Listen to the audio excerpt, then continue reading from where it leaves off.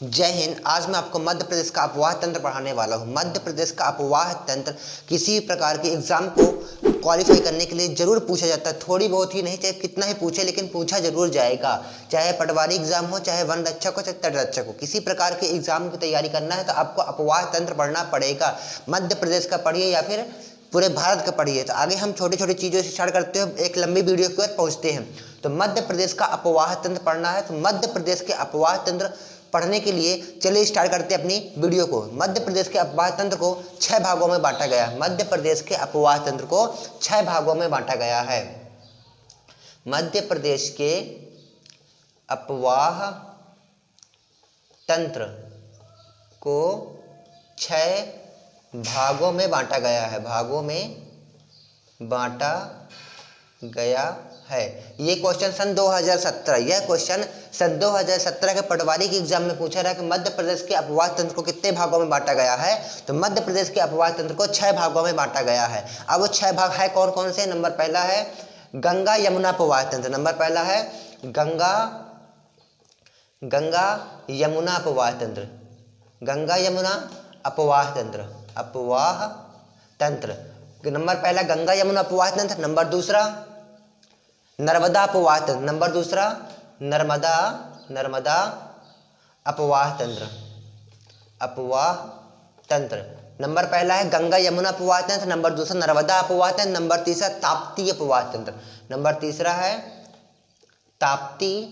Number तीसरा ताप्ती अपवाह तंत्र। नंबर चौथा है गोदावरी अपवाह तंत्र। नंबर चौथा है गोदावरी अपवाह तंत्र। और नंबर पांचवा है माही अपवाह तंत्र। नंबर पांचवा है माही अपवाह तंत्र। माही अपवाह तंत्र। और नंबर छठवां है महानदी अपवाह तंत्र। नंबर छठवां महानदी अपवाह तंत्र। नंबर पहला गंगा यमुना अपवाह तंत्र। नंबर दूसरा है नर्मदा अपवाह तंत्र। नंबर तीसरा ताप्ती अपवाह तंत्र। नंबर चौथा गोदावरी अपवाह तंत्र। नंबर पांचवा माही अपवाह तंत्र। नंबर छठवां महानदी अपवाह तंत्र। मध्य प्रदेश का सबसे बड़ा अपवाह तंत्र कौन सा है? तो मध्य प्रदेश का सबसे बड़ा अपवाह तंत्र गंगा यमुना अपवाह तंत्र है। मध्य प्रदेश का सबसे बड़ा अपवाह तंत्र गंगा यमुना अपवाह तंत्र है। अगर पूछा जाए कि मध्य प्रदेश का दूसरा सबसे बड़ा अपवाह तंत्र कौन सा है, तो मध्य प्रदेश का दूसरा सबसे बड़ा अपवाह तंत्र नर्मदा अपवाह तंत्र है। मध्य प्रदेश का दूसरा सबसे बड़ा अपवाह तंत्र नर्मदा है, लेकिन सबसे पहला अपवाह तंत्र गंगा यमुना अपवाह तंत्र है। लेकिन अगर ये पूछा जाए मध्य प्रदेश की सबसे लंबी नदी का नाम बताइए, तो मध्य प्रदेश की सबसे लंबी नदी नर्मदा है, लेकिन अपवाह तंत्र में गंगा यमुना अपवाह तंत्र सबसे बड़ा। यहाँ पर मिस्टेक मत करना, सबसे आगे आएगा गंगा यमुना अपवाह तंत्र और नंबर दूसरा आएगा नर्मदा अपवाह तंत्र। नर्मदा अपवाह तंत्र आएगा। अब आते हैं सबसे लंबी नदी कौन सी? नर्मदा नदी। तो आज हम आपको नर्मदा अपवाह तंत्र के बारे में पढ़ाने जा रहे हैं। कौन सा अपवाह तंत्र आज हम पढ़ाएंगे आप लोगों को? नर्मदा अपवाह तंत्र। नर्मदा अपवाह तंत्र पढ़ाएंगे। कौन सा तंत्र पढ़ाएंगे? नर्मदा अपवाह तंत्र पढ़ाएंगे।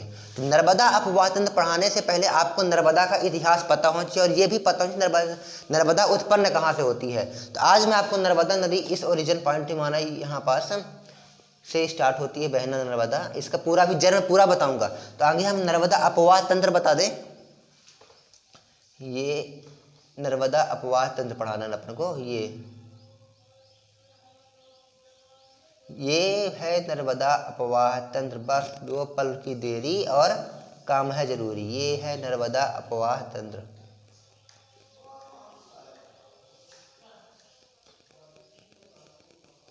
ये है नर्मदा अपवाह तंत्र। बाकी ये अपनी गुजरात साइड बह जाती है, लेकिन हमको मध्य प्रदेश से आगे पढ़ना है। तो आगे हम नर्मदा के इतिहास बताते हैं। ये बताए कि नर्मदा का सबसे पहला जिक्र कहाँ मिला है हमें। तो नर्मदा का सबसे पहला जिक्र हमें सामवेद में मिला है। कहाँ मिला है सबसे पहला जिक्र? सामवेद। नर्मदा का सबसे पहला जिक्र सामवेद में मिला है और सामवेद को संगीत का जनक कहा जाता है। सामवेद को संगीत का जनक कहा जाता है। संगीत का जनक कहा जाता है। सामवेद को बाप राम ऑफ संगीत यानी संगीत का जनक कहा जाता है। और नंबर दूसरा कहाँ जिक्र मिलता है? तो स्कंद पुराण में। कहाँ मिलता है? स्कंद पुराण। स्कंद पुराण में सामवेद का, स्कंद पुराण में नर्मदा का जिक्र मिलता है। स्कंद पुराण के किस खंड में? तो स्कंद पुराण के रेवा खंड में, स्कंद पुराण के रेवा खंड में, स्कंद पुराण के रेवा खंड में, स्कंद पुराण के रेवा खंड में नर्मदा का जिक्र मिलता है। अब स्कंद पुराण यानी कहने का मतलब पुराणों की संख्या कितनी है? तो पुराणों की संख्या है 18 पुराण है। कितने पुराण हैं? 18 पुराण है। लेकिन जिक्र कहाँ मिला सबसे आगे? सामवेद में। और नंबर दूसरा कहाँ मिला है? स्कंद। अब हमको नर्मदा का जिक्र मिल चुका है। अब कुछ पल बीतने के बाद कालिदास का जन्म होता है। तो कालिदास ने अपनी रचना मेघदूत, कालिदास ने अपनी रचना मेघदूत, कालिदास ने अपनी रचना मेघदूत में नर्मदा का नाम रेवा रखा है। नर्मदा का नाम क्या बताया? रेवा बताया है। किसने बताया है? कालिदास ने अपनी रचना मेघदूत में। और कालिदास ने ही अपनी दूसरी रचना रघुवंशम में, दूसरी रचना रघुवंशम, कालिदास ने अपनी दूसरी रचना रघुवंशम में नर्मदा का नाम सोन प्रभाता बताया है। सोन प्रभाता बताया है। सोन प्रभा और सोन प्रभाता इसी का नाम है। नर्मदा नदी को रेवोत्तर के रूप में उल्लेखनीय है। किसके रूप में उल्लेखनीय है? रेवोत्तर के रूप में उल्लेखनीय है। रेवोत्तर के रूप में उल्लेखनीय है। एक चीज बहुत इंपॉर्टेंट जो कई बार पूछी गई है, नर्मदा घाटी के क्षेत्र, नर्मदा घाटी क्षेत्र के अंतर्गत जबलपुर जिला, नर्मदा घाटी क्षेत्र के अंतर्गत जबलपुर के जिला में लम्हेटा की पहाड़ियों में राजा सौरस का कंकाल अवशेष मिला है। राजा सौरस का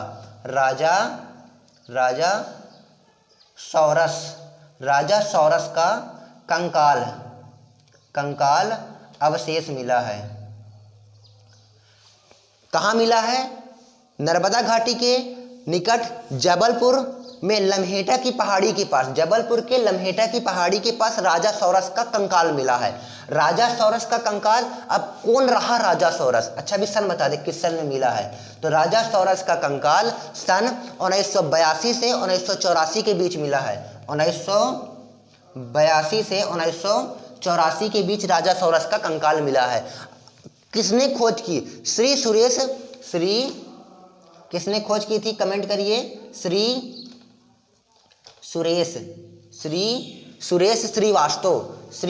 सुरेश श्रीवास्तव ने राजा सौरस के कंकाल का अवशेष प्राप्त किया था। किस सन के बीच? 1982 से 1984 के बीच राजा सौरस का कंकाल प्राप्त। अब राजा सौरस कौन था? राजा सौरस एक बहुत बड़ा राजा अपने आप में था। जब राजा सौरस की एंट्री होती है तो पूरा गांव मोहल्ला शांत हो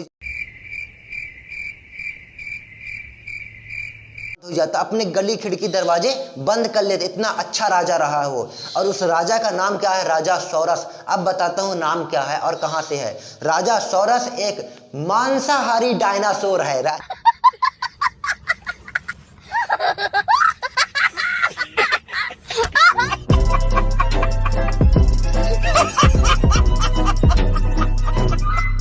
राजा सौरस एक मांसाहारी डायनासोर है। कौन है? मांसाहारी डायनासोर है। कौन है? डायनासोर। राजा सौरस एक प्रजाति है डायनासोर की। डायनासोर की एक प्रजाति राजा सौरस है जो नर्मदा नदी घाटी के जबलपुर जिले के लम्हेटा की पहाड़ी के पास मिली थी। और किस सन में मिली थी? 1982 से 1984 के बीच की खोज किसने की है? श्री सुरेश श्रीवास्तव ने की है। सुरेश श्रीवास्तव ने की थी।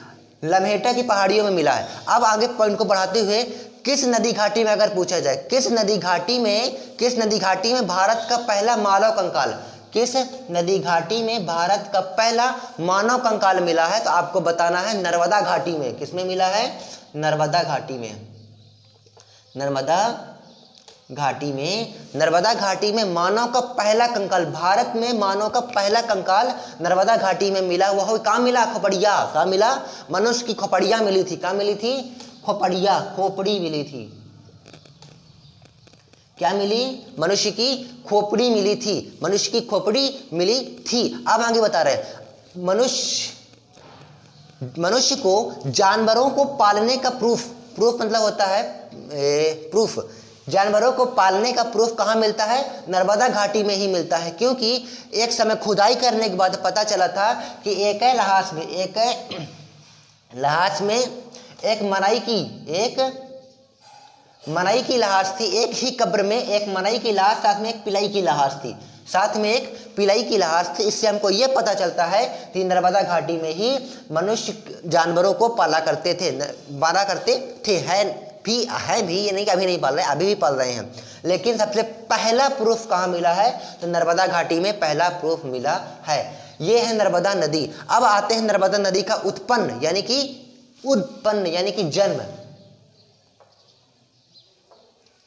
नर्मदा नदी का जन्म अगर पूछ ले, नर्मदा नदी का जन्म किस तहसील में हुआ है? नर्मदा नदी किस तहसील से उत्पन्न हुई है, किस तहसील से बहती है? तो क्या नाम दोगे आप लोग? नर्मदा नदी किस तहसील से? पुष्पराजगढ़ तहसील। किस तहसील?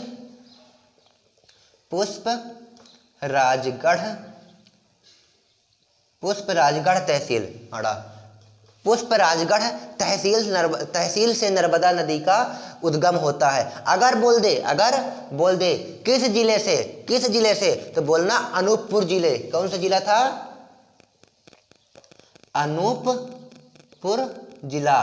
अनूपपुर जिले से। अगर बोल दे किस पर्वत श्रृंखला से नर्मदा नदी उत्पन्न हुई है, तो आपको जवाब देना है, क्या जवाब देना? मैकल पर्वत श्रृंखला। कहाँ है? मैकल पर्वत श्रृंखला। मैकल पर्वत श्रृंखला मतलब होता है कई पर्वतों का समूह, यानी श्रृंखला कहला गया। तो मैकल पर्वत श्रृंखला से नर्मदा नदी बहती है। अब अगर क्वेश्चन आ जाए कि मैकल पर्वत श्रृंखला के किस पर्वत से उत्पन्न हुई है, तो आप बता देना अमरकंटक की पहाड़ियों से। कहां से? अमरकंटक की पहाड़ियों से नर्मदा नदी उत्पन्न होती है। किस स्थान से? तो बोल देना माई की बगिया नामक स्थान से। किस स्थान से? माई की बगिया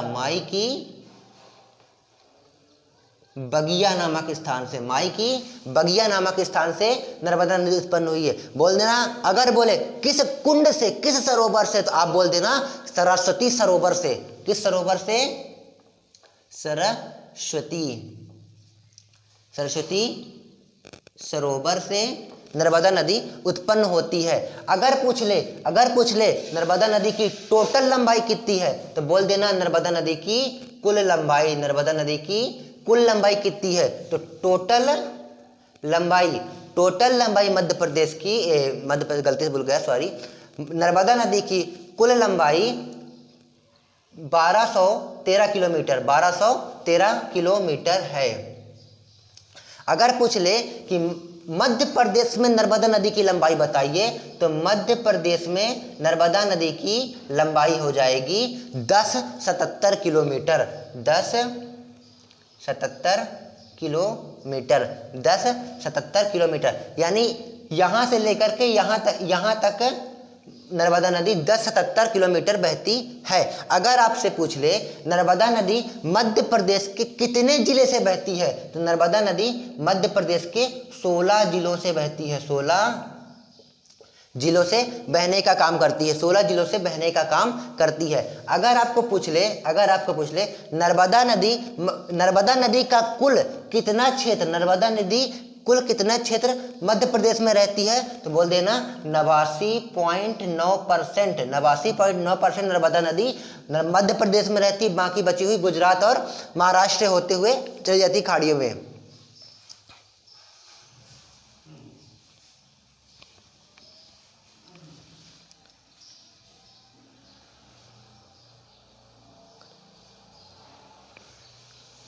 अगर पूछे कि नर्मदा नदी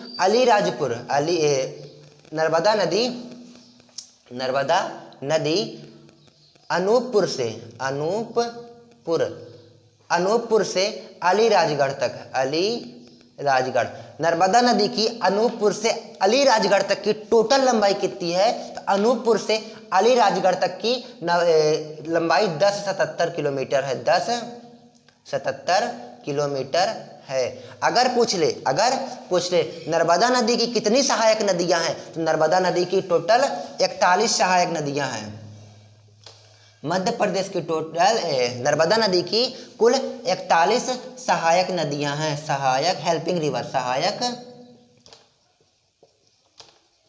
सहायक नदियां कितनी सहायक नदियां हैं? 41 सहायक नदियां हैं। 41 में से ऊपर साइड कितनी बहती हैं? 19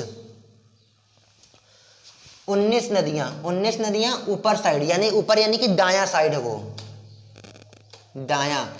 नर्मदा नदी की दाएं साइड कितनी नदियां बहती हैं? तो नर्मदा नदी की दाएं साइड 19 नदियां बहती हैं। नर्मदा नदी की बाएं साइड कितनी नदियां बहती हैं? नर्मदा नदी की बाएं साइड 22 नदियां बहती हैं। कितनी बहती हैं? 22। याद करने का तरीका क्या है? बा से आता है 22, बा से आता है बायां, तो बायां 22, तो बायां 22 हो जाएगा और दाएं में जो बचा हो वो। और टोटल सहायक नदियां कितनी हैं? 41। अगर पूछ ले पूरे मध्य प्रदेश में कितनी नदियां बहती हैं, तो मध्य प्रदेश में छोटी बड़ी सब नदियां मिला करके 207 नदियां बहती है। 207 नदियां बहती हैं। यहाँ तक कोई डाउट मेरे अंदाज से नहीं होना चाहिए। अब थोड़ी सी पूछ लिया जाए।